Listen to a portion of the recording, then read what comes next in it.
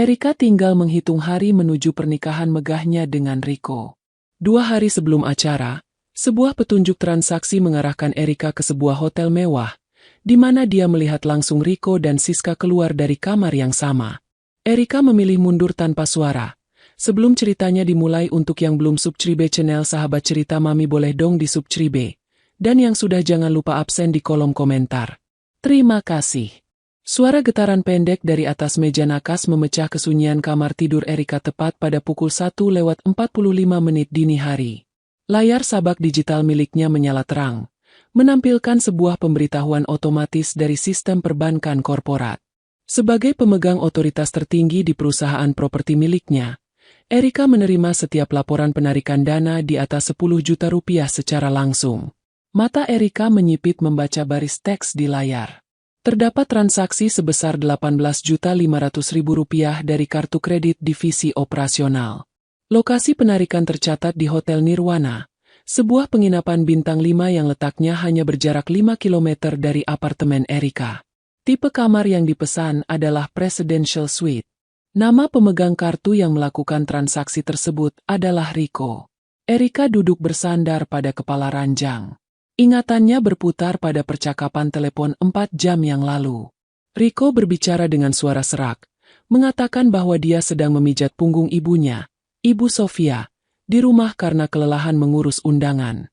Rico bahkan meminta Erika untuk tidur lebih cepat agar wajahnya terlihat segar saat acara akad nikah 2 hari lagi. Tidak ada air mata yang menetes dari pelupuk mata Erika. Dia adalah seorang pengusaha yang terbiasa membaca anomali pada neraca keuangan. Jika ada angka yang tidak sesuai dengan logika, langkah pertama yang harus dilakukan adalah melakukan audit lapangan. Erika menyingkap selimut, turun dari ranjang, dan mengganti pakaian tidurnya dengan kemeja hitam lengan panjang serta celana bahan yang longgar. Dia mengikat rambutnya ke belakang dengan rapi. Tanpa membangunkan asisten rumah tangga atau memanggil sopir pribadi, Erika mengambil kunci mobil SUV miliknya dan melangkah keluar menuju lift. Jalanan ibu kota terlihat lengang pada pukul 2 pagi. Erika mengemudikan mobilnya dalam kecepatan stabil. Tangan kirinya sesekali menekan layar konsol mobil untuk membuka aplikasi pelacak GPS yang terpasang pada seluruh kendaraan inventaris kantor. Titik merah yang menandai sedan operasional milik Rico berhenti tepat di area parkir VIP Hotel Nirwana. Data digital tidak pernah berbohong. Setibanya di pelataran parkir hotel, Erika mematikan mesin mobilnya. Dia mengambil ponsel dari dalam tas, memasukkannya ke dalam saku celana, lalu berjalan masuk melalui pintu lobi utama. Petugas keamanan memberi salam hormat. Erika membalasnya dengan anggukan kecil yang tegas. Dia tidak menuju meja resepsionis untuk bertanya. Bertanya kepada resepsionis hanya akan meninggalkan jejak dan memberi peringatan kepada target. Erika berjalan langsung menuju lorong lift khusus tamu VVIP. Dia menempelkan kartu akses korporat tingkat atas yang selalu dibawanya. Pintu lift terbuka. Erika menekan angka 8. Suara mesin lift berdengung halus membawa tubuhnya naik ke atas. Di dalam kotak besi itu, Erika mengatur pola napasnya. Dia menghitung dari 1 sampai 10 dalam hati. Ketenangan adalah senjata utama yang membedakan seorang pemenang dengan orang yang kalah sebelum bertanding. Pintu lift terbuka di lantai 8. Lorong berkarpet tebal itu terasa sangat dingin dan sepi. Lampu kristal berpendar kuning keemasan di sepanjang dinding. Erika melangkah tanpa menghasilkan suara sedikit pun. Matanya menyusuri deretan angka plat kuningan di setiap pintu. 801, 802, 803. Hingga langkahnya berhenti tepat 3 meter sebelum pintu kamar 804. Erika menyembunyikan separuh tubuhnya di balik pilar polam besar yang memisahkan lorong kamar dengan area duduk foyer. Suara kunci elektronik kamar berbunyi klik pendek. Pintu kayu tebal bernomor 804 itu bergeser terbuka. Cahaya terang dari dalam kamar memantul ke lantai lorong. Erika menahan napasnya. Rico melangkah keluar hingga batas ambang pintu. Pria yang 2 hari lagi akan mengucapkan janji suci di depan penghulu itu hanya mengenakan celana panjang hitam. Kemeja putihnya terbuka tanpa satupun kancing yang terpasang. Di belakangnya, muncul seorang wanita yang melingkarkan lengannya pada pinggang Rico. Wanita itu adalah Siska. sekretaris pribadi yang sudah bekerja dengan Erika selama 3 tahun terakhir. Siska mengenakan mantel mandi berwarna putih dengan logo Hotel Nirwana tersemat di bagian dada kiri. Rambut Siska terlihat basah dan berantakan. Erika mengeluarkan ponsel dari saku celananya. Jemarinya yang stabil membuka menu kamera, mengubah mode ke perekaman video dengan resolusi paling tinggi, lalu menekan tombol merah. Lensa kamera menangkap gambar dengan sangat tajam. Kamu harus pulang sekarang, sayang. Besok pagi Erika pasti mencarimu di kantor. Ucap Siska dengan nada manja yang terdengar sangat jelas di lorong yang sunyi itu. Biarkan saja. Wanita kaku itu sangat mudah dikelabui. Dia pikir aku sedang pusing mengurus keluarganya.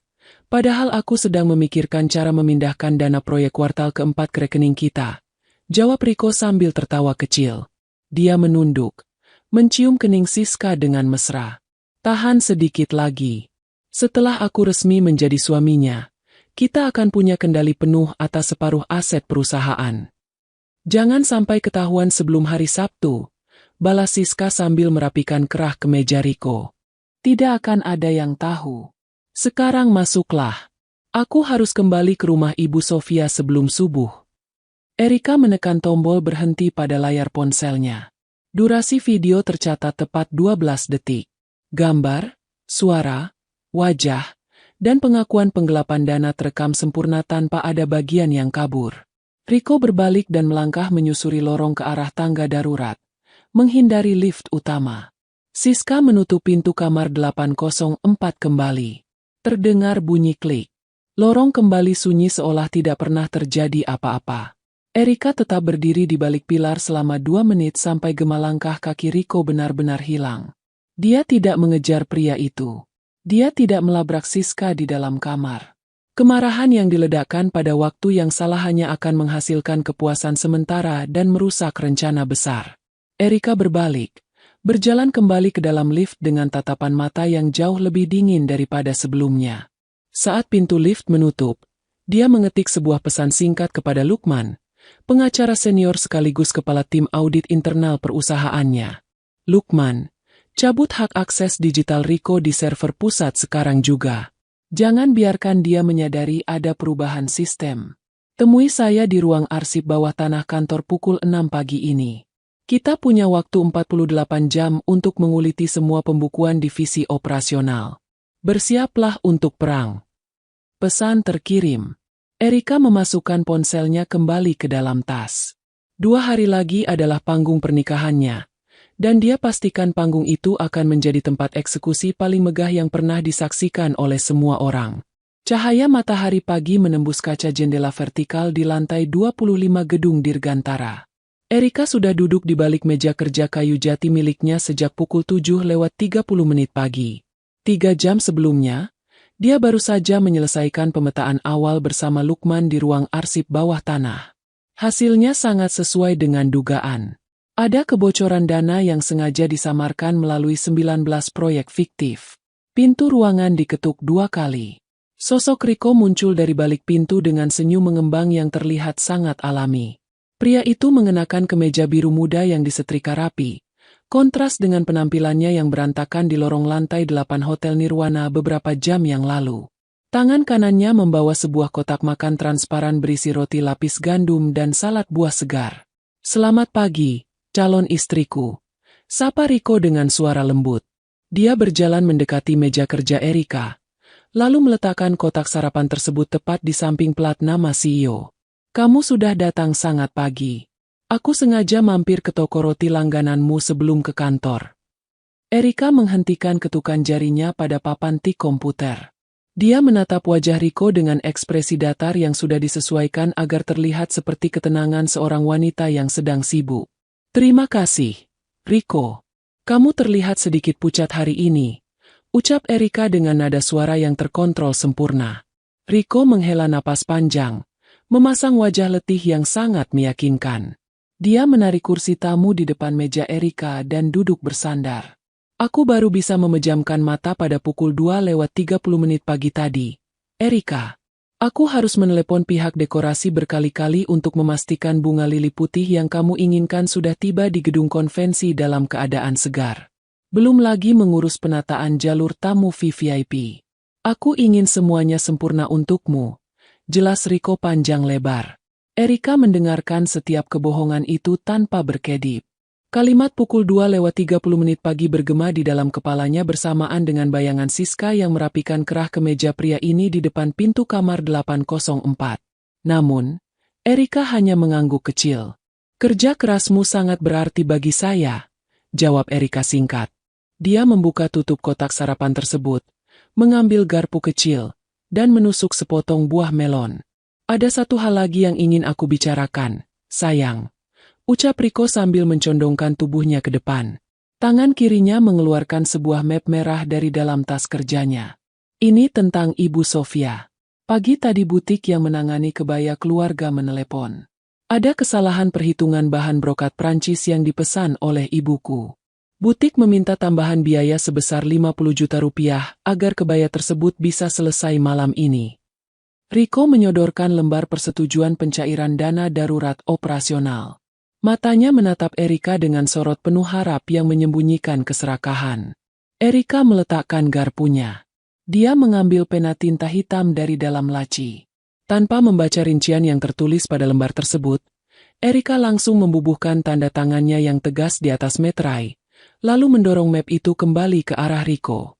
Ambil saja dananya di bagian keuangan. Pastikan Ibu Sofia mendapatkan pakaian terbaiknya besok, kata Erika. Senyum kepuasan langsung terpancar di wajah Rico. Pria itu melipat map merahnya dengan cepat dan memasukkannya kembali ke dalam tas. Dia baru saja berdiri untuk memberikan pelukan ucapan terima kasih ketika terdengar ketukan 3 kali pada pintu ruangan. Pintu terbuka. Siska melangkah masuk dengan postur tubuh tegap dan sangat profesional.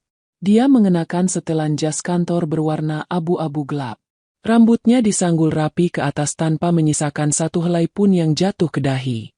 Bau parfum beraroma mawar dan kayu cendana menguar tipis dari tubuhnya. Aroma yang sama persis dengan sabun cair kelas atas milik Hotel Nirwana. Selamat pagi, Ibu Erika.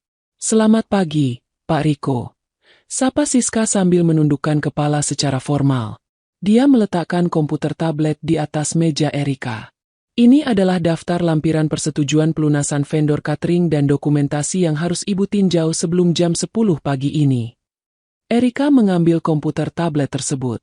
Matanya dengan cepat memindai angka-angka yang tertera di layar. Sambil menggeser halaman dokumen, Erika sengaja mengangkat wajahnya, menatap leher Siska yang tertutup kerah kemeja putih yang dikancingkan paling atas. Kamu terlihat sangat bugar hari ini, Siska. Apakah kamu tidur nyenyak semalam? Tanya Erika dengan nada datar yang menyerupai basa-basi kantor biasa. Siska tersenyum tipis, menjaga ekspresi wajahnya tetap profesional. Saya tidur sangat nyenyak, Ibu.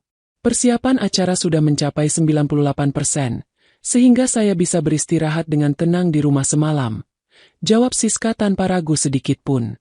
Erika menekan tombol persetujuan digital pada layar tablet tersebut. Dia mengembalikan perangkat itu ke tangan Siska, lalu menatap kedua orang di depannya secara bergantian. Kinerja kalian berdua selama 1 minggu terakhir ini sangat luar biasa. Saya sangat mengapresiasi dedikasi kalian, ucap Erika dengan suara yang jernih.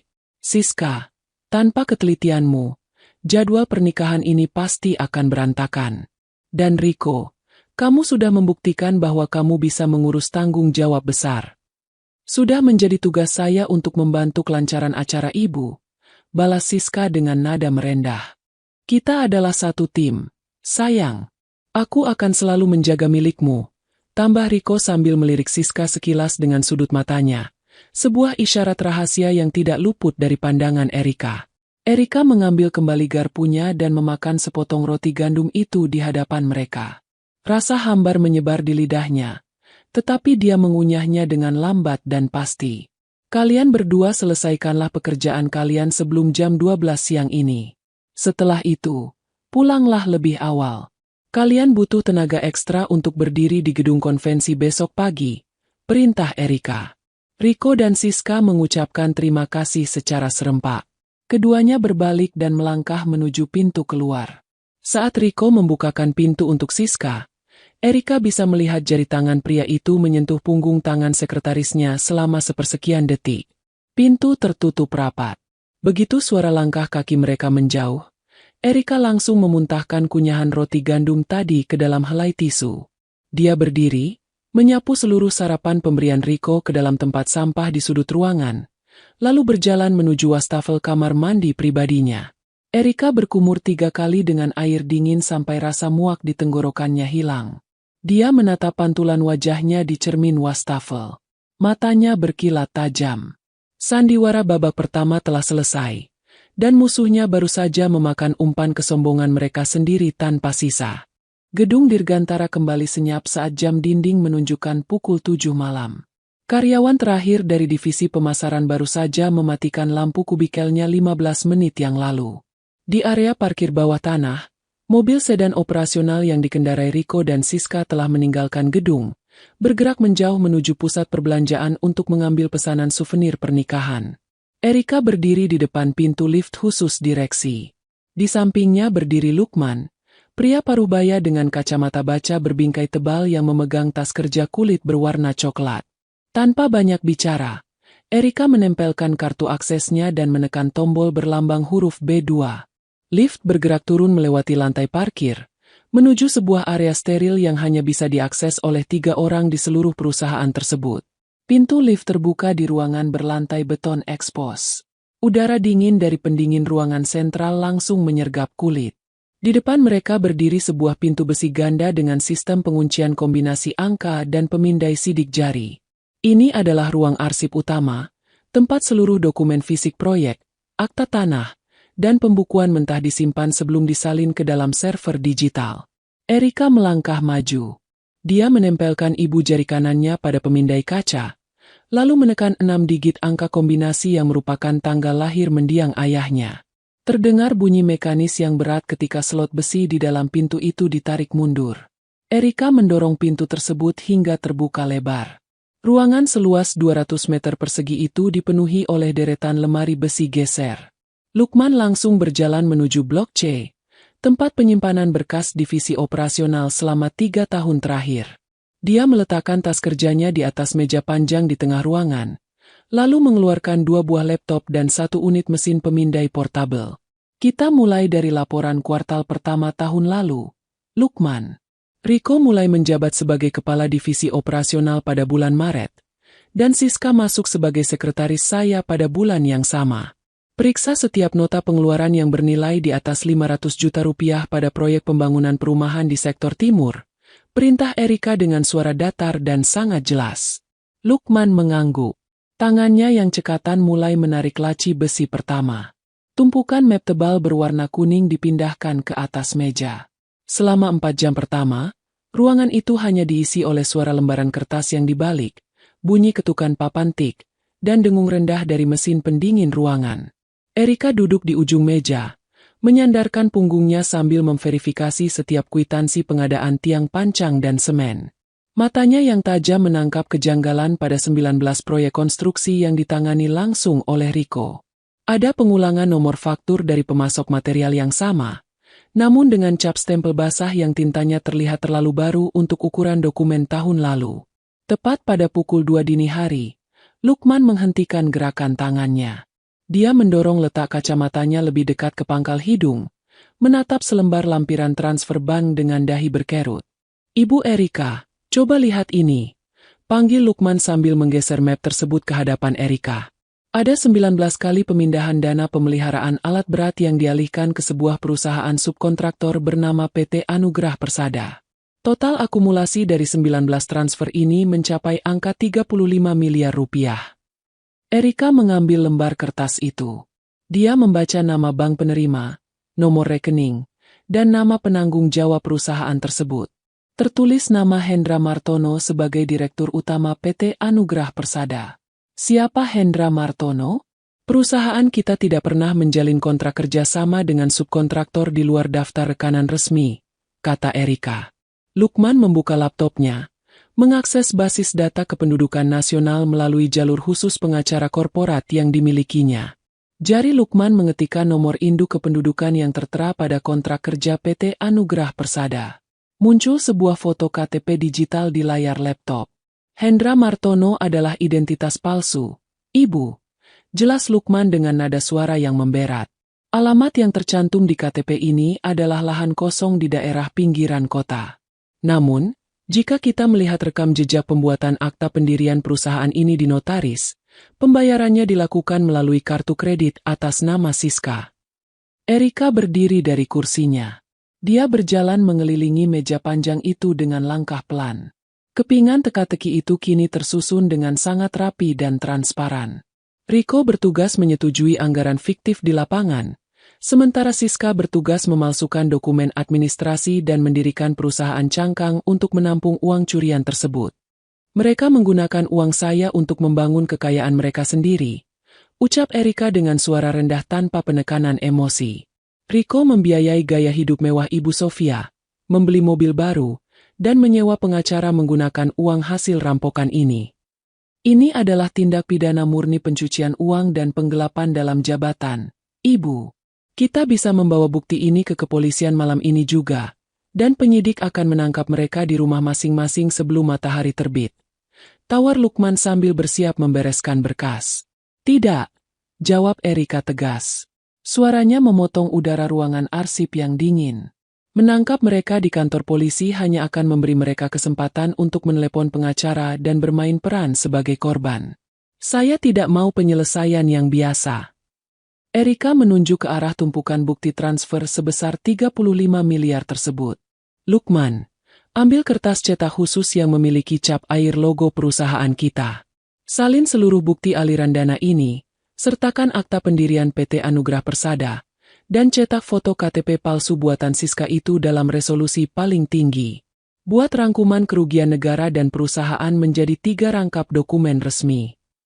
Lukman menatap mata CEO muda di depannya itu dan memahami besarnya skala pembalasan yang sedang dipersiapkan.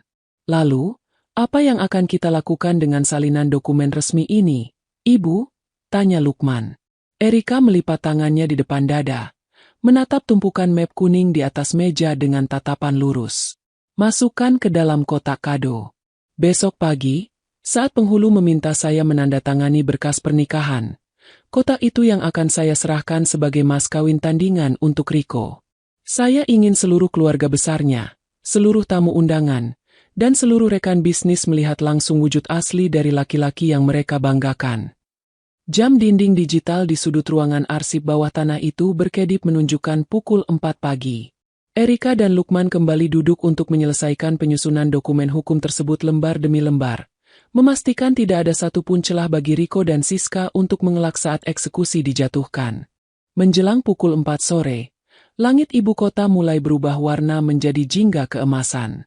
Kediaman pribadi Erika yang terletak di kawasan elit terpantau sangat tenang.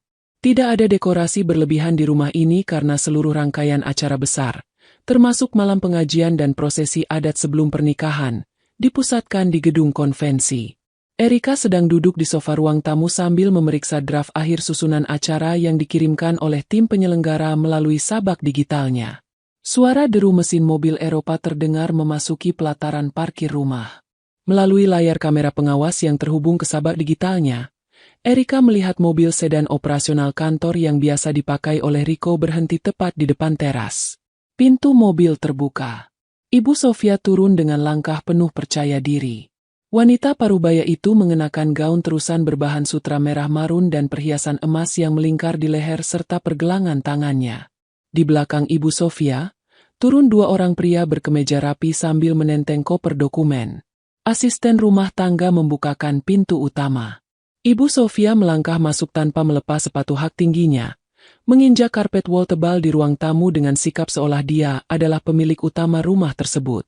Erika berdiri dari duduknya, merapikan lipatan celana panjangnya, lalu menyambut kedatangan calon ibu mertuanya dengan ekspresi wajah yang datar dan tenang. "Selamat sore, Ibu Sofia," sapa Erika dengan suara jernih. "Sore, Erika," jawab Ibu Sofia tanpa membalas senyum. Dia langsung duduk di sofa tunggal yang paling besar, lalu memberi isyarat kepada 2 pria di belakangnya untuk duduk di sofa seberang. "Saya tidak mau berbasa-basi. Besok pagi anak saya akan resmi menjadi pemimpin di dalam hidupmu. Oleh karena itu, Ada hal mendesak yang harus kita selesaikan sore ini juga. Salah satu pria berkacamata membuka koper kulitnya, mengeluarkan sebuah map tebal berwarna biru tua, dan meletakkannya di atas meja kaca tepat di hadapan Erika. Perkenalkan, ini adalah tim pengacara keluarga kami, lanjut Ibu Sofia sambil melipat tangan di depan dada. Mereka sudah menyusun draft perjanjian tambahan dari perjanjian pranikah yang sudah kamu dan Rico sepakati bulan lalu. Erika tidak langsung menyentuh map tersebut. Matanya menatap lurus ke arah mata Ibu Sofia. Perjanjian pranikah kita sudah disahkan oleh notaris 4 minggu yang lalu, Ibu Sofia. Apalagi yang perlu ditambahkan dalam waktu kurang dari 18 jam sebelum akad nikah? Tanya Erika dengan nada suara yang sangat stabil. Itu adalah perjanjian yang tidak adil bagi Rico, jawab Ibu Sofia dengan suara meninggi. Dalam perjanjian lama, tertulis bahwa seluruh rumah, gedung, dan aset perusahaan tetap menjadi milik pribadimu jika terjadi perpisahan. Itu merendahkan harga diri anak saya. Rico adalah laki-laki. Dia yang akan menjadi kepala rumah tangga. Bagaimana mungkin seorang kepala rumah tangga menumpang di aset milik istrinya? Ibu Sofia mencondongkan tubuhnya ke depan, menepuk meja kaca dengan jari telunjuknya. Saya menuntut agar rumah mewah yang saya tempati sekarang ini, beserta 3 unit mobil yang ada di garasinya, diubah status kepemilikannya menjadi atas nama Rico hari ini juga. Sertifikat aslinya harus diserahkan kepada pengacara saya sore ini untuk langsung dibalik nama. Jika kamu menolak menandatangani surat ini, saya akan menyuruh Rico membatalkan pernikahan besok pagi. 2 pengacara di ruangan itu mengangguk membenarkan ucapan kliennya. Mereka menyodorkan pena ke arah Erika. Di dalam kepala Erika, bayangan tumpukan bukti audit sebesar 35 miliar rupiah yang baru selesai dikerjakannya tadi malam kembali berputar. Rumah yang dimaksud oleh Ibu Sofia adalah aset perusahaan senilai 12 miliar rupiah yang dipinjamkan sementara sebagai fasilitas tempat tinggal orang tua Rico. 3 mobil di garasi itu adalah kendaraan operasional direksi. Sekarang, wanita tua di depannya ini berusaha merampoknya secara legal dengan ancaman pembatalan pernikahan. Erika mengambil map biru itu. Dia membuka halaman demi halaman dengan gerakan lambat dan sangat hati-hati. Matanya membaca setiap butir pasal yang ditulis dengan bahasa hukum yang sengaja dirancang untuk merugikan posisinya. Di halaman terakhir, terdapat kolom tanda tangan yang sudah dibubuhi meterai tempel. Udara di ruang tamu terasa sangat berat dan kaku. Ibu Sofia menatap jari tangan Erika, menunggu wanita muda itu menyerah dan menandatangani surat tersebut, karena mengira Erika takut kehilangan calon suami di hari pernikahan. Alih-alih mengambil pena, Erika justru merapikan kembali lembaran kertas di dalam map tersebut. Dia menutupnya, melipat bagian ujung map dengan sangat rapi, lalu meletakkannya kembali ke tengah meja kaca. Kenapa ditutup? Cepat tanda tangani, desak Ibu Sofia dengan rahang mengeras. Erika menyandarkan punggungnya ke bantalan sofa. Ekspresi wajahnya sama sekali tidak menunjukkan rasa takut, panik, atau marah. Suaranya keluar dengan intonasi yang sangat tenang namun memiliki ketegasan absolut. Ibu Sofia, permintaan Anda ini sangat luar biasa, ucap Erika sambil menatap lurus ke bola mata calon ibu mertuanya. Anda benar. Seorang suami harus memiliki harga diri yang tinggi di hadapan publik. Jika saya menandatangani penyerahan rumah ini secara sembunyi-sembunyi di ruang tamu yang sepi ini, tidak akan ada orang yang tahu betapa besarnya pengorbanan dan kehormatan yang saya berikan kepada Rico. Ibu Sofia mengernyitkan dahi, berusaha mencerna arah pembicaraan Erika. Maksudmu apa? Tanya Ibu Sofia tajam. Maksud saya tidak akan menandatanganinya sore ini, jawab Erika tegas. Saya akan membawa dokumen penyerahan hak aset ini besok pagi ke gedung konvensi. Saya akan mengumumkannya secara langsung di hadapan penghulu, di depan 500 tamu undangan, serta di depan seluruh keluarga besar Anda sebelum kalimat ijab kabul diucapkan. Saya akan membuat seluruh dunia melihat secara nyata apa saja yang saya serahkan kepada putra kebanggaan Anda. Mata Ibu Sofia langsung berbinar cerah. Rasa bangga dan keserakahan yang luar biasa langsung mengalahkan logika berpikirnya. Pengumuman penyerahan rumah mewah di depan ratusan tamu elit adalah bentuk pengakuan sosial tertinggi yang selalu diimpikannya seumur hidup. Kamu bersungguh-sungguh dengan ucapanmu, Tanya Ibu Sofia memastikan. Saya adalah pengusaha yang memegang teguh setiap kata yang saya ucapkan di depan para saksi. Jawab Erika dengan senyum tipis yang sangat dingin. Sekarang, silakan bawa kembali draft ini. Kita bertemu besok pagi di meja akad. Pastikan Riko datang tepat waktu. Ibu Sofia berdiri dengan tawa kecil yang tidak bisa disembunyikannya. Dia merasa telah memenangkan pertarungan psikologis ini secara mutlak. Dia memerintahkan kedua pengacaranya untuk membereskan koper, lalu melangkah keluar rumah tanpa mengucapkan terima kasih. Erika berdiri di ambang pintu utama, mengamati mobil sedan itu bergerak keluar melewati pintu gerbang. Begitu mobil tersebut menghilang dari pandangan, Erika mengambil ponselnya dan menekan panggilan cepat ke nomor Lukman. Lukman, ucap Erika begitu panggilan terhubung. Tambahkan 1 draft surat lagi ke dalam kotak kado berpita hitam kita. Buat surat perintah pengosongan paksa rumah di kawasan elit beserta penyitaan 3 unit mobil operasional yang dipakai ibunya Riko.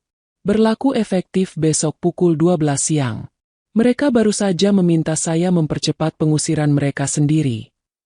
Gedung Konvensi Nusantara telah dipenuhi oleh karangan bunga mewah sejak pukul 6 pagi.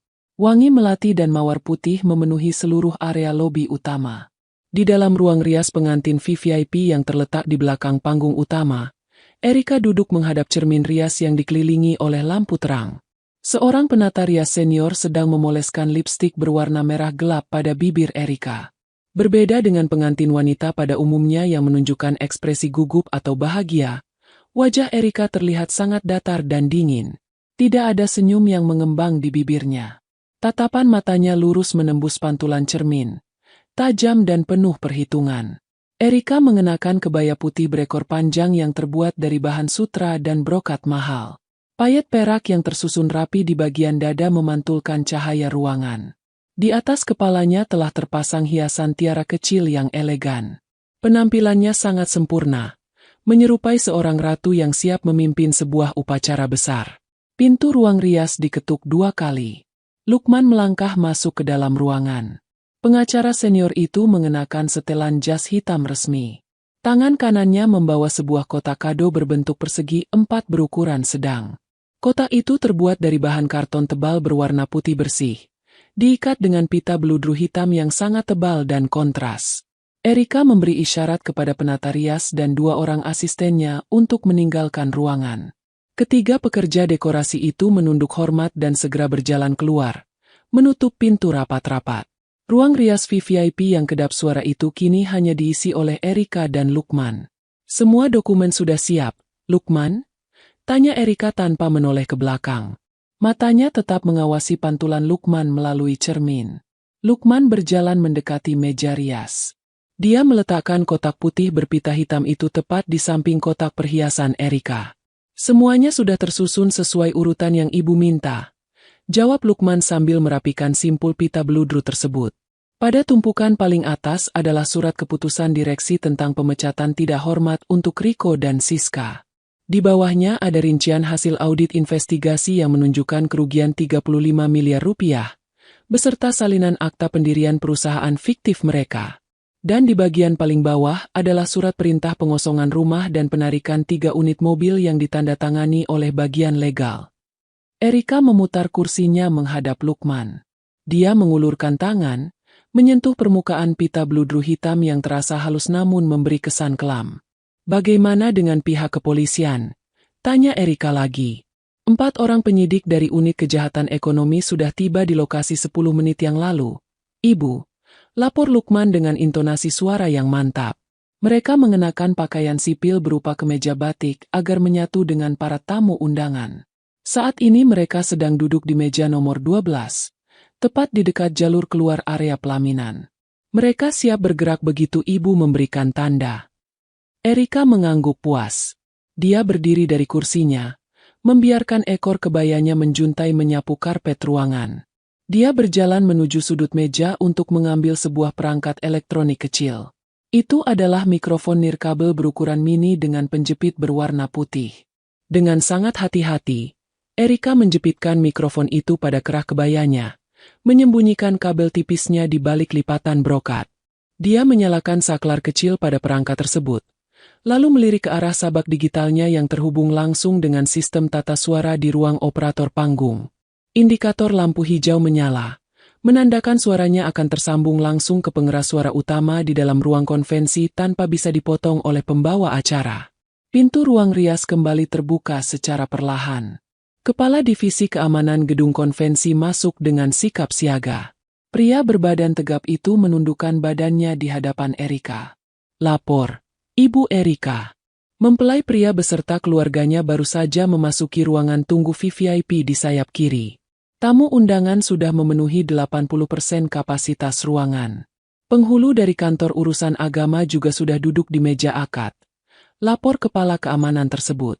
Erika melihat jam yang melingkar di pergelangan tangan kiri Lukman. Waktu menunjukkan pukul 9:40 pagi. Berapa banyak pintu keluar yang dimiliki oleh ruang konvensi utama ini? Tanya Erika dengan suara tegas. Ada 6 pintu, Ibu. 2 pintu utama di bagian belakang untuk akses tamu, 2 pintu samping di sayap kiri dan kanan untuk akses pelayan catering, serta 2 pintu darurat di belakang panggung. Jawab kepala keamanan dengan cepat. Erika mencondongkan tubuhnya sedikit ke depan, menatap mata kepala keamanan itu dengan sorot perintah yang tidak bisa dibantah. Dengarkan instruksi saya baik-baik, ucap Erika dengan intonasi yang rendah dan berat. Tepat pada pukul 10 tepat, saat pembawa acara meminta seluruh tamu untuk berdiri menyambut kedatangan saya ke meja akad, kunci 4 pintu samping dan pintu darurat. Sisakan hanya 2 pintu utama di bagian belakang. Tempatkan 4 orang petugas keamanan berbadan besar di depan 2 pintu utama tersebut.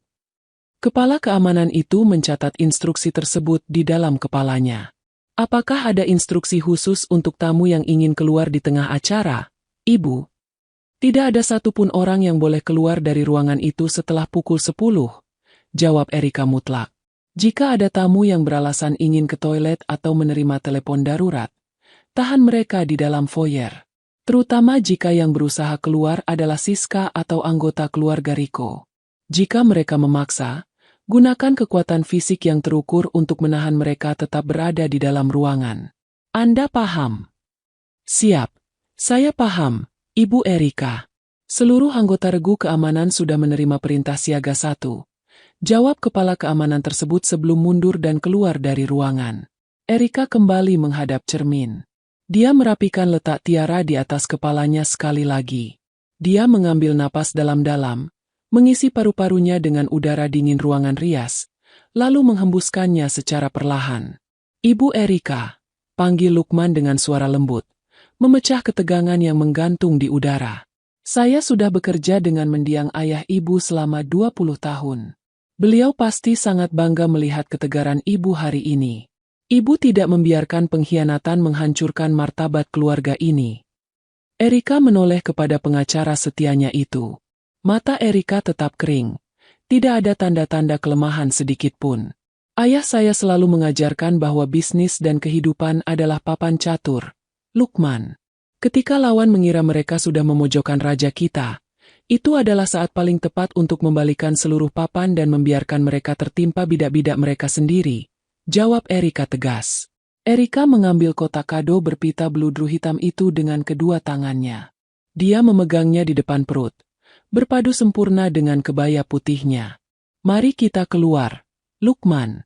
Pertunjukan utama segera dimulai. Erika melangkah keluar dari ruang rias VIP dengan punggung tegap dan kepala terangkat. Di luar pintu, lorong panjang menuju panggung konvensi terbentang luas. Suara dengung percakapan ratusan tamu undangan mulai terdengar samar-samar dari balik tirai bludru raksasa. Erika berjalan tanpa keraguan, membawa kado kehancuran yang siap meledak tepat di hadapan laki-laki yang telah berani menginjak-injak kepercayaannya. Ruangan konvensi Nusantara mendadak hening ketika suara pembawa acara bergema melalui pengeras suara, mengumumkan kedatangan mempelai wanita. 500 tamu undangan yang terdiri dari jajaran direksi, mitra bisnis elit, dan pejabat daerah serempak berdiri dari kursi mereka. Semua mata tertuju pada pintu ganda berlapis bludru di ujung karpet merah. Pintu terbuka lebar. Erika melangkah masuk secara anggun. Sorot lampu utama langsung menyinari tubuhnya yang berbalut kebaya putih berekor panjang. Namun, Ada satu pemandangan aneh yang langsung memancing bisikan kecil di antara para tamu. Alih-alih membawa buket bunga mawar atau melati yang lazim dipegang oleh pengantin wanita, Erika berjalan sambil menahan sebuah kotak putih berukuran sedang yang terikat oleh pita beludru hitam pekat. Di ujung pelaminan, Rico duduk di kursi akad dengan dada membusung. Pria itu mengenakan beskap putih yang dipadukan dengan kain batik bercorak keemasan. Senyum bangga terlukis jelas di wajahnya saat melihat wanita terkaya di lingkaran bisnis properti itu berjalan ke arahnya. Di barisan kursi keluarga mempelai pria, Ibu Sofia duduk dengan kepala terangkat tinggi. Matanya berkilat penuh kemenangan sambil sesekali melirik ke arah rekan-rekan sosialitanya, seolah mengumumkan bahwa sebentar lagi seluruh kemegahan ini akan berada di bawah kendali putranya. Sementara itu, di meja tamu nomor 3, Siska duduk dengan sikap tenang sambil menyilangkan kaki, memandang Erika dengan senyum tipis yang menyembunyikan kelicikan. Erika tiba di depan meja akad. Dia menundukkan kepala secara sopan kepada penghulu yang sudah bersiap dengan tumpukan berkas negara. Erika meletakkan kotak berpita hitam itu di atas pangkuannya, lalu duduk di kursi berhadapan dengan Rico. Aroma wangi melati dari dekorasi meja berbenturan dengan dinginnya suhu pendingin ruangan. Rico menatap mata Erika, mencoba mengirimkan isyarat kemesraan melalui senyumannya, tetapi Erika sama sekali tidak membalas. Tatapan mata Erika sangat kosong dan sedingin es, membuat dahi Rico sempat berkerut kecil selama 2 detik sebelum pria itu kembali menguasai raut wajahnya. Penghulu berdehem pelan, merapikan letak mikrofon di depannya, lalu membuka prosesi dengan salam yang hikmat. Suara bacaan ayat suci dan khotbah pernikahan mengalir memenuhi sudut ruangan. Seluruh tamu menundukkan kepala, larut dalam suasana sakral yang sengaja diciptakan begitu megah. Di meja akad, wali nikah yang diwakili oleh paman Erika sudah menjulurkan tangan kanan, bersiap untuk menggenggam tangan Rico dalam prosesi serah terima tanggung jawab. Setelah menyelesaikan penuturan rukun nikah, penghulu menoleh ke sebelah kiri, menatap lurus ke arah Erika untuk melakukan prosedur verifikasi terakhir yang diwajibkan oleh hukum negara sebelum janji diucapkan. Saudari Erika, ucap penghulu dengan intonasi suara yang berat dan berwibawa. Sebelum saya menyambungkan tangan wali Anda dengan calon suami, saya wajib bertanya secara langsung di hadapan para saksi. Apakah saudari Erika hadir di tempat ini tanpa paksaan? Dan apakah saudari Rida serta ikhlas untuk menerima saudara Rico sebagai suami yang sah? Pertanyaan itu seharusnya dijawab dengan anggukan malu-malu atau ucapan singkat tanda setuju. Namun, yang terjadi pada detik berikutnya membuat seluruh aliran napas di dalam ruangan raksasa itu seakan terhenti secara serentak. Erika tidak menjawab. Dia meletakkan kedua telapak tangannya di atas sandaran tangan kursi, lalu berdiri secara perlahan. Bunyi gesekan kain sutra dari ekor kebayanya terdengar sangat jelas di tengah keheningan absolut tersebut. Rico ikut terpancing untuk sedikit mengangkat punggungnya, menatap calon istrinya dengan mulut setengah terbuka. Tanpa ragu, Erika mengangkat kotak putih berpita hitam dari pangkuannya. Dia melangkah 1 langkah ke depan, mendekati meja kaca tempat draft akta nikah terbentang.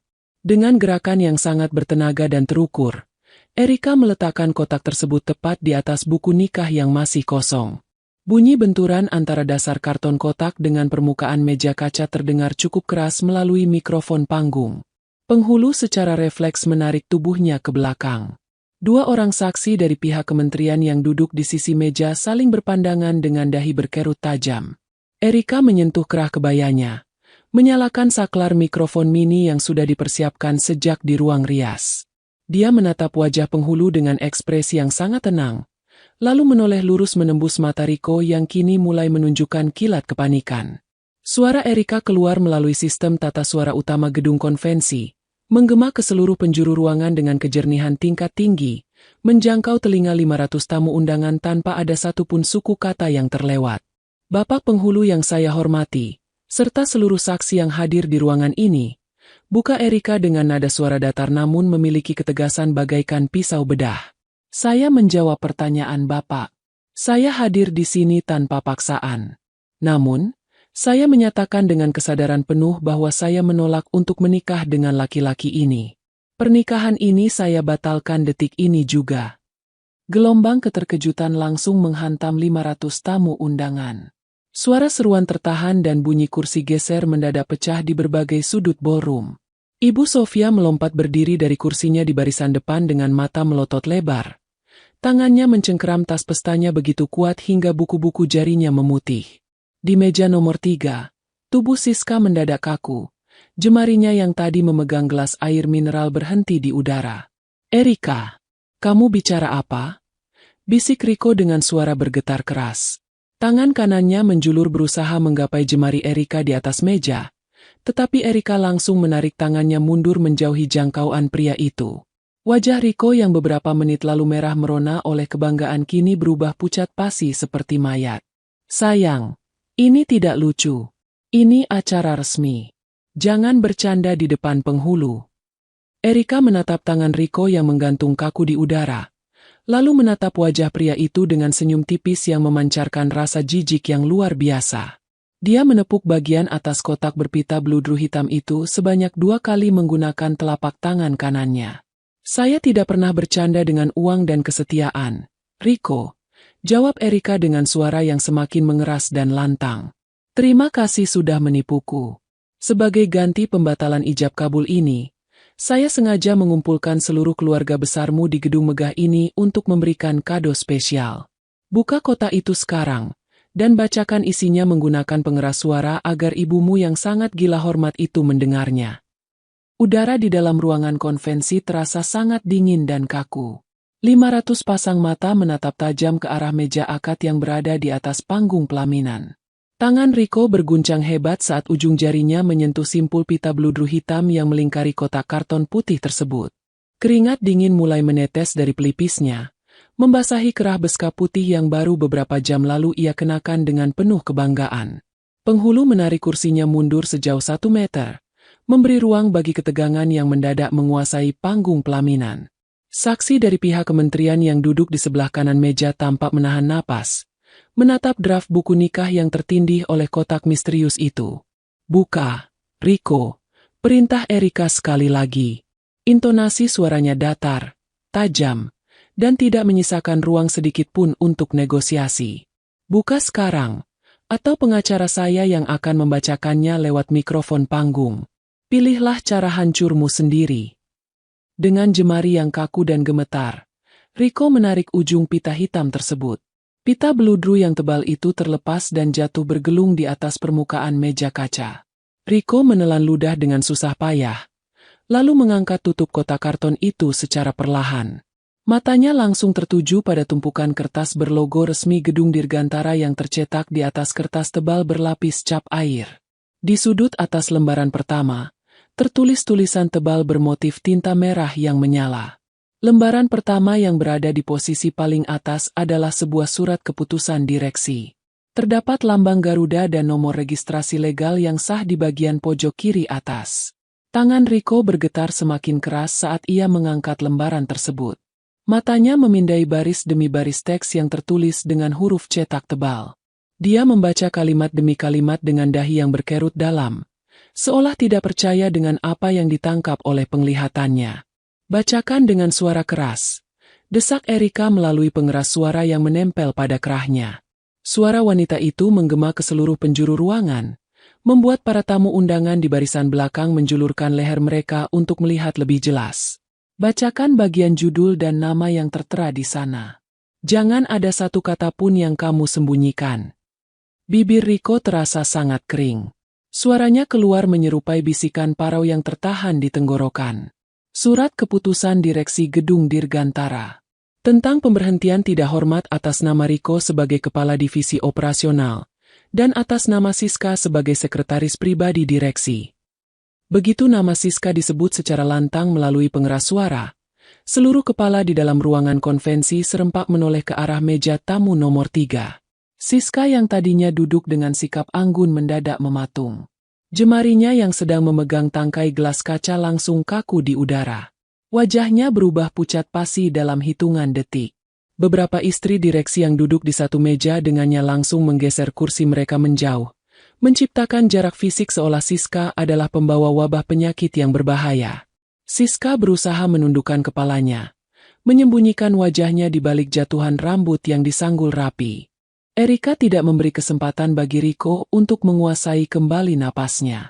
Dia mengambil alih penjelasan dengan suara yang sangat jernih, menguasai seluruh frekuensi suara di dalam ruangan tersebut. Surat pemecatan itu dikeluarkan secara resmi terhitung sejak pukul 6 pagi tadi. Umum Erika kepada seluruh tamu yang hadir. Alasan pemberhentian tidak hormat tersebut adalah terbuktinya tindakan penggelapan dalam jabatan, pemalsuan stempel vendor material, serta pengalihan dana pemeliharaan alat berat ke dalam rekening perusahaan fiktif selama 1 tahun terakhir. Total kerugian perusahaan yang sudah kalian rampok secara sistematis mencapai angka 35 miliar rupiah. Angka 35 miliar rupiah menggema sangat keras di dalam ruangan berpendingin sentral tersebut.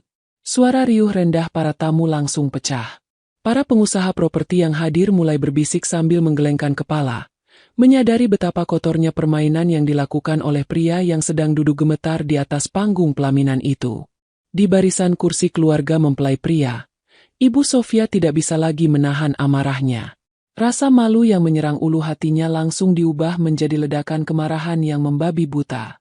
Wanita tua itu menendang kursi yang didudukinya hingga terjatuh ke karpet, lalu melangkah lebar mendekati meja akad dengan napas memburu. Perhiasan emas yang melingkar di lehernya berguncang kasar seiring dengan langkah kakinya yang menghentak lantai panggung. "Erika, jaga ucapanmu," teriak Ibu Sofia dengan suara melengking yang membelah keriuhan ruangan. Dia menunjuk tepat ke depan wajah Erika dengan jari telunjuk yang gemetar. "Kamu jangan sembarangan memfitnah anak saya. Rico adalah laki-laki jujur yang berasal dari keluarga terhormat. Kamu sengaja mengarang semua kebohongan ini hanya karena kamu cemburu, bukan? Kamu tidak mau menyerahkan sertifikat rumah dan mobil yang saya minta kemarin sore. Makanya kamu membuat sandiwara murahan ini untuk mempermalukan keluarga kami di depan umum." Penghulu berusaha menenangkan Ibu Sofia dengan mengangkat tangannya, tetapi wanita parubaya itu menepisnya dengan sangat kasar. "Dasar wanita sombong yang tidak tahu diuntung. Kamu pikir karena kamu kaya, kamu bisa menginjak-injak harga diri anak saya di depan semua orang," lanjut Ibu Sofia dengan rahang mengeras. "Rico, berdiri sekarang juga. Ayo kita pulang. Tinggalkan perempuan gila harta ini. Kita tuntut dia ke pengadilan atas pencemaran nama baik dan penghinaan keluarga." Erika sama sekali tidak bergeser dari posisinya. Dia tidak mundur selangkah pun, tidak berteriak membalas, dan tidak menunjukkan ekspresi tersinggung sedikit pun di wajahnya. Tatapan matanya yang sangat dingin berpindah dari Rico ke wajah Ibu Sofia yang memerah padam karena amarah. "Ibu Sofia," ucap Erika dengan suara yang sangat tenang namun efektif membungkam seluruh teriakan wanita tua itu. "Anda berbicara tentang bukti dan fitnah? Anda ingin menuntut saya ke pengadilan? Saya sangat menyambut tawaran tersebut dengan tangan terbuka. Namun sebelum Anda memanggil pengacara sewaan Anda, ada baiknya Anda duduk kembali ke kursi Anda dan menonton pertunjukan utama yang sudah saya siapkan khusus untuk memuaskan kesombongan Anda." Erika memalingkan wajahnya dari Ibu Sofia. Dia menoleh lurus ke bagian belakang ruangan konvensi, menatap jendela kaca gelap yang berada di lantai 2, tempat ruang kendali tata suara dan visual berada. Tangan kanan Erika terangkat sejajar dengan bahu. Lalu dia memberikan satu anggukan kepala yang sangat tegas kepada operator panggung. "Putar videonya sekarang," perintah Erika mutlak. Lampu gantung kristal di seluruh penjuru ballroom mendadak padam secara serentak, menyisakan kegelapan yang pekat selama 3 detik, sebelum layar raksasa di belakang pelaminan menyala dengan terang benderang. Layar diode pancaran cahaya berukuran 8 meter yang membentang di belakang pelaminan mendadak menyala terang. Cahaya putih kebiruan dari layar tersebut menyapu seluruh permukaan panggung, menyorot wajah pucat Rico dan raut kebingungan Ibu Sofia dengan sangat kontras. 500 tamu undangan di dalam ruangan konvensi yang tadinya riuh rendah mendadak terdiam serempak. Tidak ada alunan musik romantis yang terdengar. Tidak ada tayangan video perjalanan cinta pengantin yang manis. Layar raksasa itu menampilkan sebuah rekaman kamera pengawas dengan resolusi tinggi. Di sudut kanan atas video, tertulis keterangan waktu dan tanggal yang menunjukkan tepat 2 hari sebelum acara akad nikah ini berlangsung, pada pukul 2:14 dini hari. Lokasi yang tertera pada rekaman tersebut adalah lorong lantai 8 Hotel Nirwana. Gambar pada layar terlihat sangat tajam dan stabil. Pintu kamar bernomor 804 bergeser terbuka. Sosok Riko muncul di layar dalam balutan celana hitam panjang dengan kemeja putih yang kancingnya terbuka separuh. Detik berikutnya, muncul sosok Siska dari dalam kamar yang sama. Wanita itu mengenakan mantel mandi berwarna putih dengan logo hotel yang tersemat di bagian dada kiri. Rambutnya masih terlihat basah. Suara percakapan mereka berdua yang terekam oleh ponsel Erika 2 malam lalu kini diputar melalui sistem tata suara berkekuatan 20.000 watt. Kejernihan suaranya menggema memantul ke dinding-dinding ballroom, menelanjangi setiap kebohongan di hadapan 500 saksi mata tanpa ada satupun bagian yang disensor. Kamu harus pulang sekarang, sayang. Besok pagi Erika pasti mencarimu di kantor. Suara manja Siska terdengar sangat jelas di seluruh penjuru ruangan. Lalu terdengar tawa kecil Riko dari dalam pengeras suara. Biarkan saja. Wanita kaku itu sangat mudah dikelabui. Dia pikir aku sedang pusing mengurus keluarganya. Padahal aku sedang memikirkan cara memindahkan dana proyek kuartal keempat ke rekening kita. Tahan sedikit lagi. Setelah aku resmi menjadi suaminya, kita akan punya kendali penuh atas separuh aset perusahaan. Tayangan video itu berdurasi 12 detik. Namun dampaknya menghantam panggung pelaminan dengan daya rusak yang mutlak. Riko kehilangan keseimbangan tubuhnya. Lututnya lemas hingga ia jatuh terduduk kembali ke atas kursi akad. Mulutnya terbuka, namun tidak ada satupun suara yang berhasil keluar dari tenggorokannya. Matanya menatap kosong ke arah layar raksasa yang baru saja menampilkan wajahnya sendiri saat sedang mencium kening sekretaris calon istrinya. Beskap putih mahal yang dipakainya kini tidak lebih dari sekadar pembungkus tubuh seorang pembohong. Di depan meja akad, Ibu Sofia seolah baru saja kehilangan kemampuan bernapas. Tangan kanannya yang tadi menunjuk-nunjuk wajah Erika kini jatuh terkulai kaku ke samping tubuhnya. Mulut wanita paruh baya itu tertutup rapat. Matanya bergerak putus asa dari layar raksasa ke arah wajah putranya, lalu menoleh tajam ke arah meja tamu nomor 3 tempat Siska berada. Seluruh kebanggaan, arogansi, dan khotbah moral yang ia teriakkan beberapa detik lalu hancur lebur tanpa sisa. Putranya bukanlah laki-laki terhormat yang difitnah, melainkan seorang pengkhianat yang tertangkap basah. Penghulu yang masih duduk di ujung meja akad menggelengkan kepalanya dengan tatapan penuh penyesalan. Beliau merapikan kembali draft buku nikah negara ke dalam tas kulitnya, menyadari bahwa tugasnya di gedung ini telah selesai sepenuhnya. 2 orang saksi dari kementerian yang duduk di sisi kanan meja langsung berdiri, mengancingkan jas mereka, dan memberikan anggukan hormat kepada Erika, sebelum melangkah mundur menjauhi Riko. Belum sempat para tamu undangan mencerna penayangan video tersebut, layar raksasa kembali berkedip.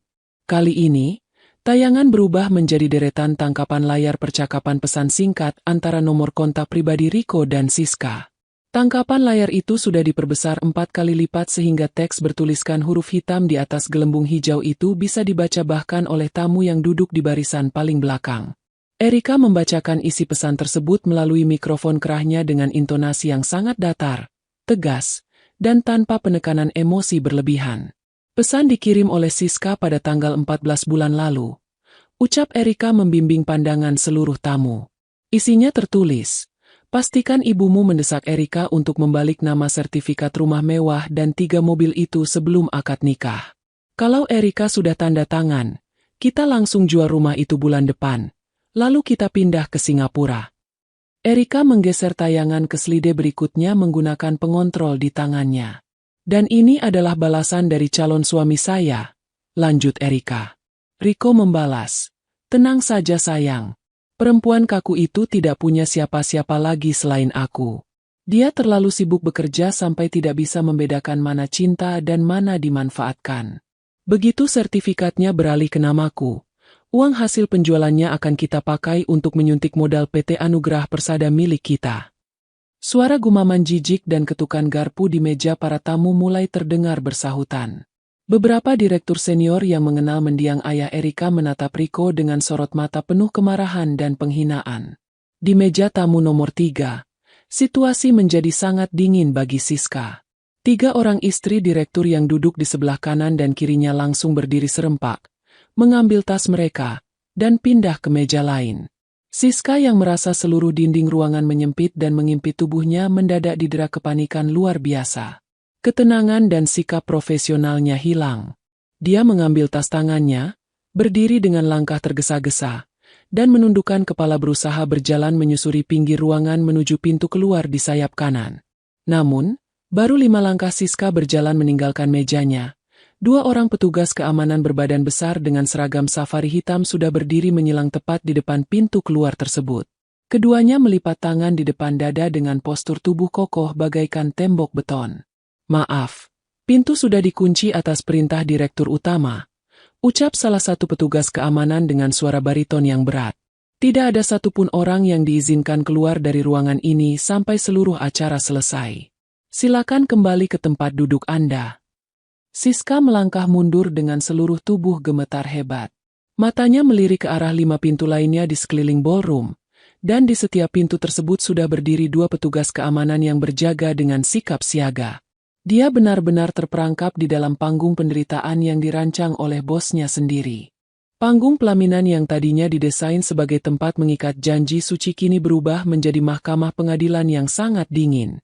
Rico tidak dapat lagi menahan berat tubuhnya. Kakinya gemetar hebat hingga ia melorot dari kursi akad. Jatuh berlutut tepat di atas karpet pualam di hadapan Erika. Tangan kanannya terjulur ke depan, berusaha keras menggapai ujung kebaya putih yang dikenakan oleh wanita tersebut. Namun Erika dengan sigap melangkah mundur 2 langkah. Wajah Rico basah oleh keringat dan air mata yang bercampur menjadi satu. Beskap putihnya berantakan. Arogansi pria itu menguap sepenuhnya, digantikan oleh raut ketakutan seorang pengecut yang terpojok di sudut tebing. "Erika, tolong dengarkan aku," ratap Rico dengan suara serak dan bergetar keras. Dia mendongak menatap wajah datar Erika. "Aku dijebak. Aku tidak pernah punya niat merampokmu. Siska yang merencanakan semua ini. Perempuan itu yang menggodaku setiap malam di kantor. Dia yang membujukku memalsukan tanda tangan pencairan dana pemeliharaan alat berat. Aku hanya korban dari kelicikannya. Erika, aku mencintaimu." Di barisan depan, Ibu Sofia hanya bisa menunduk sambil memegangi dadanya yang berdetak sangat cepat. Lidahnya keluh. Dia tidak sanggup lagi membela putranya setelah rekaman perselingkuhan dan rencana memeras harta itu terpampang nyata di depan 500 orang penting di kota ini. Mendengar namanya dituduh secara sepihak, Siska yang masih berdiri kaku di dekat pintu keluar sayap kanan mendadak memutar tubuhnya. Matanya melotot tajam ke arah panggung. Rasa paniknya berubah menjadi kemarahan yang meluap. "Rico, dasar laki-laki pengecut!" teriak Siska dari kejauhan, mengabaikan 2 petugas keamanan yang mengawalnya. "Kamu yang berlutut memohon kepadaku untuk dibuatkan perusahaan fiktif. Kamu bilang kamu muak hidup di bawah bayang-bayang kebesaran Erika. Sekarang kamu mau melimpahkan semua kesalahan ini kepadaku?" Rico tidak memedulikan teriakan Siska. Dia kembali merangkak maju mendekati kaki Erika.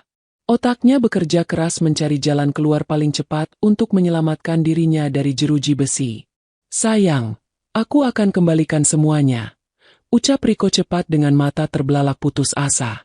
Dia menoleh ke arah Siska dan berteriak dengan urat leher yang menonjol. "Siska, buka aplikasi perbankan PT Anugrah Persada sekarang juga. Kembalikan uang 35 miliar itu ke rekening gedung Dirgantara detik ini juga. Kita kembalikan uang Erika agar dia mencabut laporannya." Rico kembali menatap Erika sambil menyatukan kedua telapak tangannya di depan dada. "Kalau uangnya sudah kembali utuh, kamu akan memaafkan aku, bukan? Kita bisa mengulang semuanya dari awal. Erika, aku mohon." Erika menatap laki-laki yang sedang berlutut menyembah di bawah kakinya itu dengan sorot mata yang sangat tenang, hampa, dan tanpa rasa iba sedikit pun. Dia tidak menjawab permohonan Rico. Erika menoleh ke samping kiri, memberikan satu anggukan kecil kepada Lukman. Pengacara senior itu melangkah maju ke bagian tengah panggung. Dia membetulkan letak kacamata bacanya, mengambil mikrofon dari atas meja akad, lalu mengeluarkan sebuah map hijau berlogo Kementerian Hukum dan Hak Asasi Manusia. "Saudara Rico," ucap Lukman melalui pengeras suara, memotong seluruh suara tangisan di ruangan tersebut. Anda baru saja menyuruh saudari Siska untuk mentransfer kembali dana sebesar 35 miliar rupiah dari rekening PT Anugrah Persada. Riko mengangguk cepat secara patuh. Iya, Pak Lukman. Kami akan kembalikan seluruh uangnya sore ini juga. Tolong jangan bawa kasus ini ke polisi. Lukman membuka lembar pertama dari map hijau tersebut. Layar raksasa di belakang pelaminan kembali berganti gambar, menampilkan salinan akta otentik pengesahan badan usaha yang telah dilegalisasi oleh negara. Sayang sekali, Saudara Riko. Perintah Anda kepada Saudari Siska tadi adalah perintah yang sangat sia-sia. Jelas Lukman dengan intonasi yang sangat presisi dan tajam. 3 minggu yang lalu, saat tim audit kami mendeteksi adanya aliran dana anomali ke PT Anugrah Persada, kami langsung melacak siapa pemilik sah di balik identitas palsu bernama Hendra Martono. Lukman menunjuk ke arah bagian bawah dokumen yang tayang di layar raksasa. Karena Saudari Siska mendirikan perusahaan tersebut menggunakan alamat fiktif dan identitas yang tidak terdaftar di negara, kedudukan hukum PT Anugrah Persada menjadi cacat secara administratif. Tim legal induk perusahaan milik Ibu Erika, yaitu PT Dirgantara Mahkota Holding, langsung melakukan manuver akuisisi paksa melalui pengadilan niaga atas dasar penyelamatan aset kerugian. Mata Riko berkedip lambat. Dia belum dapat menangkap kesimpulan dari kalimat hukum yang diucapkan oleh Lukman. Maksud Bapak apa? Lukman menatap lurus ke arah Siska yang berdiri jauh di ujung ruangan, lalu menatap Riko di bawah kakinya. Maksud saya adalah, tepat 21 hari yang lalu, PT Dirgantara Mahkota Holding telah mengambil alih 100% kepemilikan saham PT Anugrah Persada secara sah di mata hukum, tegas Lukman lantang. Itu artinya, perusahaan tempat kalian menimbun uang hasil rampokan selama 1 tahun terakhir ini adalah milik Ibu Erika. Seluruh uang 35 miliar rupiah di dalam rekening tersebut sudah secara otomatis masuk ke dalam neraca keuangan pribadi Ibu Erika sebagai laba anak perusahaan. Keheningan yang luar biasa membeku di dalam ballroom tersebut. Lukman menurunkan map hijaunya dan memberikan pukulan penutup yang mematikan. Kalian berdua tidak pernah berhasil mencuri uang Ibu Erika. Selama 1 tahun ini, kalian berdua hanya bekerja secara gratis, mengumpulkan uang 35 miliar rupiah, dan menyetorkannya kembali ke kantong Ibu Erika dengan sukarela. Di dekat pintu keluar sayap kanan, kedua lutut Siska langsung kehilangan seluruh tenaganya. Wanita itu jatuh terduduk dengan keras ke atas lantai berkarpet. Tangannya menyenggol pinggiran meja tamu nomor 4. Menjatuhkan 2 buah gelas kristal hingga pecah berkeping-keping di sekitarnya. Pikiran Siska kosong melompong. Seluruh rencana besarnya, seluruh malam pengkhianatan yang ia lakukan bersama Riko di kamar-kamar hotel mewah, serta seluruh risiko hukum yang ia ambil, ternyata hanya berujung pada memperkaya wanita yang sangat dibencinya. Dia telah menjual harga diri dan kebebasannya secara cuma-cuma. Di atas panggung, Riko terdiam kaku seperti arca batu. Mulutnya terbuka tanpa suara. Tangannya yang tadi menyembah jatuh terkulai ke atas karpet. Dia menatap Erika yang berdiri menjulang di hadapannya dengan keanggunan absolut, bagaikan seorang penegak keadilan yang baru saja selesai menjatuhkan putusan mutlak. 4 orang pria berkemeja batik yang sejak pagi duduk di meja nomor 12 bangkit berdiri secara bersamaan. Mereka melangkah dengan tenang namun penuh kepastian melewati celah di antara meja-meja bundar yang dipenuhi oleh para tamu undangan. Tanpa mengeluarkan suara gaduh, keempat pria itu memisahkan diri menjadi 2 kelompok. 2 orang naik ke atas panggung pelaminan, sementara 2 orang lainnya berjalan lurus menuju sudut kanan ruangan tempat Siska jatuh terduduk. Salah satu pria yang mendekati Siska mengeluarkan sebuah lencana resmi dari balik saku kemejanya. Dia menunduk sedikit, menatap wajah sekretaris pribadi itu dengan tatapan datar yang biasa dimiliki oleh penegak hukum. Saudari Siska, ucap penyidik itu dengan intonasi suara bariton yang berat dan resmi. Anda ditangkap atas dugaan tindak pidana penggelapan dalam jabatan, pemalsuan dokumen perbankan, serta pencucian uang korporat. Anda memiliki hak untuk tetap diam. Segala sesuatu yang Anda katakan dapat dan akan digunakan melawan Anda di pengadilan. Penyidik kedua mengambil kedua tangan Siska yang gemetar hebat, menyilangkannya ke belakang punggung, lalu memasangkan sepasang borgol besi. Terdengar bunyi klik ganda yang sangat tajam dan presisi saat gigi logam borgol itu mengunci pergelangan tangan Siska. Wanita itu tidak melawan. Seluruh sendi di tubuhnya seakan sudah kehilangan tulang penyangga. Kepalanya tertunduk sangat rendah hingga menyentuh dadanya. Di bawah tatapan dingin ratusan tamu elit yang dulu selalu dihormatinya, Siska digiring berjalan keluar melalui pintu samping gedung konvensi menuju mobil tahanan yang sudah menunggu di area steril. Sementara itu, di bagian depan pelaminan, Lukman melangkah menuruni anak tangga panggung menuju barisan kursi keluarga mempelai pria. Dia berdiri tepat di hadapan Ibu Sofia yang sedang duduk mematung dengan napas yang tersengal-sengal. Wanita parubaya itu menatap Lukman dengan mata yang memerah, mencoba mencari sisa-sisa sela untuk mempertahankan harga dirinya. Lukman menjulurkan telapak tangan kanannya yang terbuka. "Ibu Sofia," kata Lukman dengan suara jernih. "Waktu bermain peran sudah selesai. Serahkan kunci mobil sedan operasional gedung Dirgantara yang ada di dalam tas Anda sekarang juga." "Ini mobil anak saya," jawab Ibu Sofia dengan suara parau yang bergetar karena panik. "Riko yang membawanya ke rumah." Itu adalah kendaraan inventaris milik PT Dirgantara Mahkota Holding yang dibeli menggunakan uang Ibu Erika. Koreksi Lukman tanpa sedikit pun melonggarkan ketegasan suaranya. Dia meletakkan sebuah dokumen bermeterai ke atas meja kecil di samping Ibu Sofia. "Dan ini adalah surat perintah pengosongan rumah di kawasan elit. Anda dan seluruh anggota keluarga Anda memiliki waktu tepat 6 jam terhitung sejak detik ini untuk mengemasi pakaian pribadi. Pada pukul 4 sore nanti, regu pengaman kami akan mengunci pagar dan menyita seluruh isi rumah tersebut." Tangan Ibu Sofia berguncang hebat saat ia membuka resleting tas pestanya. Dia mengambil kunci pemancar sinyal mobil tersebut dan menjatuhkannya ke atas telapak tangan Lukman dengan gerakan setengah melempar. Dia tidak sanggup lagi berkata-kata. 2 orang petugas keamanan berseragam safari langsung mengambil posisi di kanan dan kiri Ibu Sofia, mengawalnya berjalan keluar dari ruangan utama gedung konvensi bagaikan mengusir seorang penyusup. Di atas panggung pelaminan, Riko mendadak tersadar dari kelumpuhan mentalnya. Matanya menangkap sosok Erika yang sudah berbalik membelakanginya, melangkah dengan tenang menuju pintu keluar khusus tamu VVIP di belakang panggung. "Erika, tunggu!" teriak Riko secara histeris. Pria itu memaksakan kakinya untuk berdiri, berusaha berlari mengejar ujung ekor kebaya putih tersebut. Namun, baru 2 langkah ia melompat. 4 orang petugas keamanan berbadan raksasa langsung menyergap tubuhnya. 2 orang memegang lengan kanannya, sementara 2 orang lainnya mengunci pundak dan lehernya. Riko memberontak dengan kasar. Dia menendang ke arah udara kosong, berteriak memanggil nama Erika hingga suaranya pecah dan serak. Jahitan pada pangkal lengan beska putih yang dikenakannya robek memanjang, memperlihatkan kemeja dalamnya yang basah oleh keringat. Petugas keamanan tidak memberikan toleransi. Mereka mengangkat tubuh Riko beramai-ramai, menyeretnya melewati lorong belakang, lalu melemparkannya ke atas aspal panas di pelataran parkir belakang gedung. Tepat pada saat tubuh Riko menghantam aspal, mobil SUV hitam milik Erika meluncur keluar dari area parkir VVIP. Riko mencoba merangkak bangun, mengejar bagian belakang mobil tersebut sambil mengulurkan tangan berlumur debu, tetapi mobil itu terus melaju dengan kecepatan stabil tanpa pernah menginjak pedal rem sedikit pun.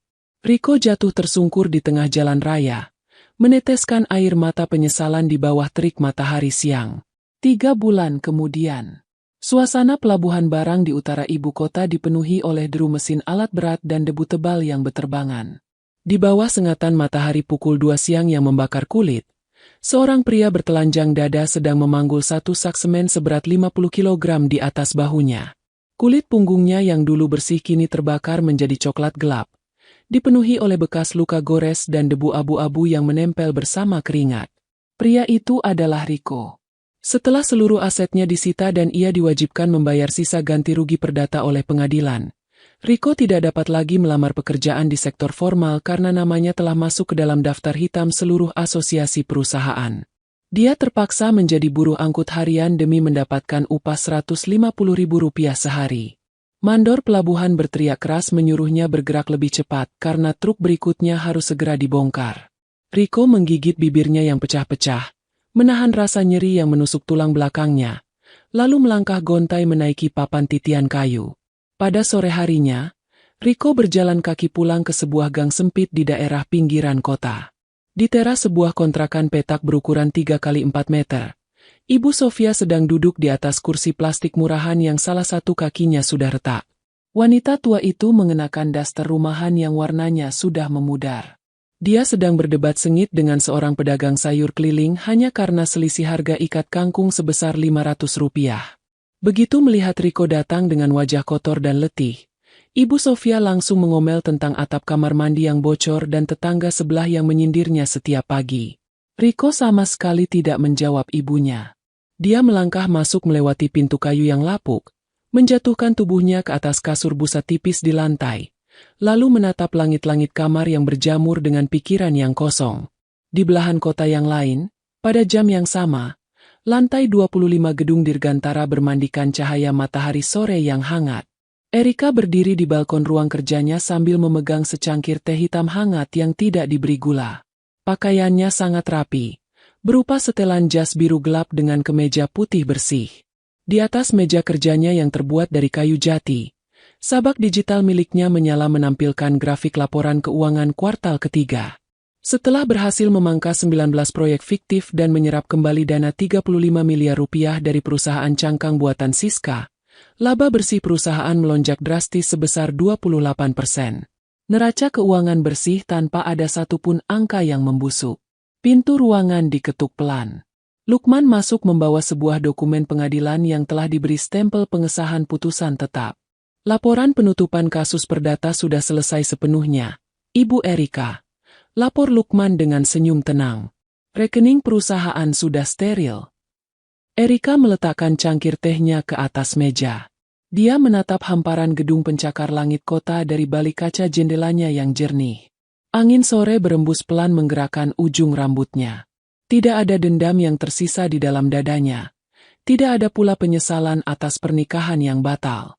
Yang ada hanyalah kejernihan seorang pemimpin yang berhasil menjaga apa yang menjadi haknya.